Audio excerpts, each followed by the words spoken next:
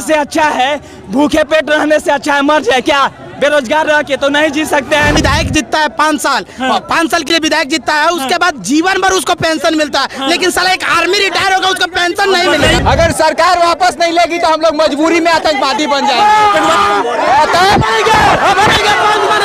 Singer विकास गोप singer नेतावन के 5 साल पर देबा सब दिन पेंशन हो, हमनी के 4 साल पर देबा फेरू टेंशन त चले नहीं दे होबे ऐसन रूल ए मोदी आर मिला भर हई पावर फूल ए मोदी तनी सा विचार करी नहीं अत्याचार करी, तनी सा विचार करी नहीं अत्याचार करी, नहीं तो मुरझा जाई कमल फूल ए मोदी समझना हमनी के धूल ए मोदी।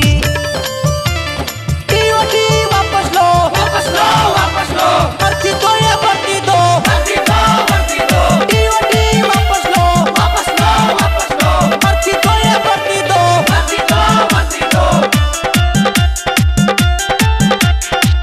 केकरा कहला में रउआ कोई नी ऐसन काम हो, आर्मी जवान के मिटावा तनी नाम त करी जाके रउए अबला राई ए मोदी छोड़तानी हमनी अब पढ़ाई ए मोदी कहला विकसवा आर्मी भाई के कहानिया हो, इह सब में बीतल जाता सारा ई जवानिया त छोड़तानी हमनी अब पढ़ाई।